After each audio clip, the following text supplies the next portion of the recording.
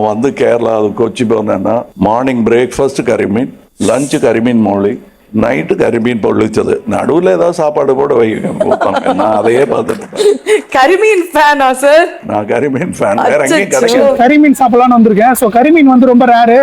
அது வந்து பார்த்தீங்கன்னா Kerala backwater and brackish வாட்டரில் தான் கிடைக்கும். ஆலப்புழா, குமரகோம் இந்த மாதிரி பிளேஸில் தான் வந்து இந்த ஃபிஷ் வந்து கிடைக்கும். இது வந்து சப்ளை கம்மி, ஆனால் டிமாண்ட் வந்து ரொம்ப அதிகம்.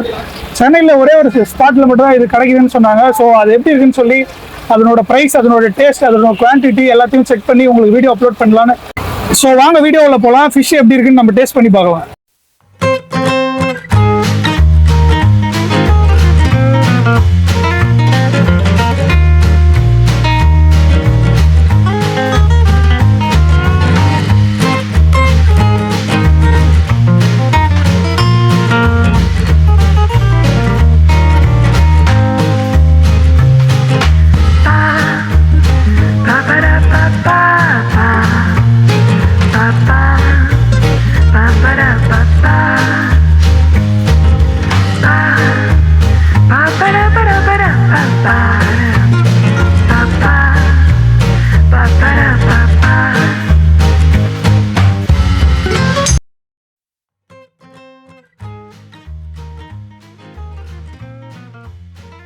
கறிமீன் வந்து பார்த்தீங்கன்னா நான் ஷீஷலில் சாப்பிடும்போது நான் வேற எங்கேயா கிடைக்குமா ட்ரை பண்ணலான்னு சொல்லி நான் ட்ரை பண்ணேன். வேற எங்கேயுமே கிடைக்கல. அது அந்த ஷீஷல்லே ஒரு வாட்டி தான் வந்தது அபூர்வமா. அதுக்கப்புறம் அது எங்கேயுமே கிடைக்கல.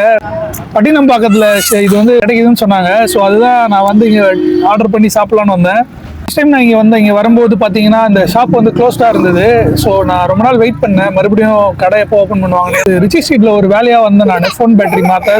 அப்படியே இந்த பக்கம் வரும்போது லக்கிலி வந்து கடை வந்து இன்னைக்கு ஓப்பனில் இருந்தது. ஸோ அது ஓப்பனில் இருந்ததும் இல்லாமல் மீன் வேற அவைலபிளாக இருந்தது. ஸோ நம்ம இது இப்போ டேஸ்ட் பண்ண போகிறோம் எப்படி இருக்குன்னு சொல்லி. மேலே வந்து நல்லா கிறிஸ்பியாக இருக்கு. ஸோ ஃபர்ஸ்ட் பைட் எப்படி இருக்குன்னு பார்க்கலாம். இங்கே பாருங்க. ஸோ அடுத்து ஆனியனோட ஒரு பைட் எப்படி இருக்குன்னு பார்க்கலாம்.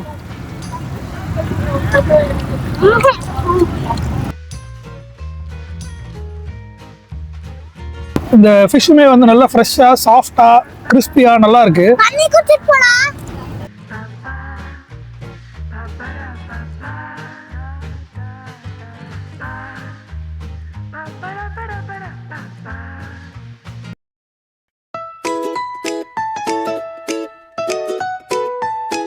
ஸோ மீனில் பார்த்தீங்கன்னா மண்டை தான் வந்து பயங்கர டேஸ்ட். யாருக்கெல்லாம் பிடிக்குமோ சுட்ட தலை எனக்கு. சரி,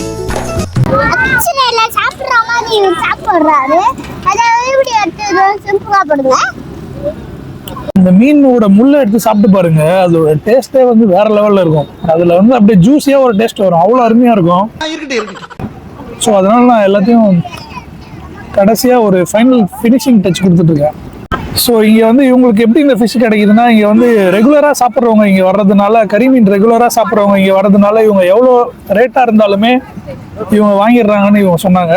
அதுவும் இல்லாமல் பார்த்தீங்கன்னா வந்து ஆயில் வந்து ரெகுலராக மாற்றுறாங்க.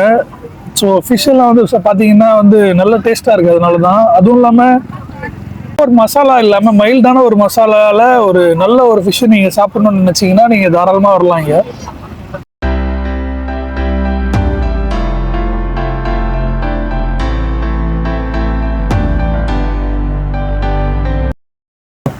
இதை இப்படி எடுத்து ஆனியனில் இப்படி வச்சு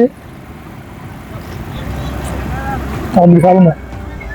ப்ரைஸ் என்னென்னா பார்த்தீங்கன்னா, ப்ரைஸ் வந்து 300 கொடுத்தாங்க எங்களுக்கு. ஆனால் எங்களுக்கு கொடுத்தது வந்து நல்ல பெரிய சைஸு கறிமீன். அது வந்து பார்த்தீங்கன்னா சைஸை வச்சு தான் வந்து அது ரேட்டுன்ற மாதிரி சொன்னாங்க.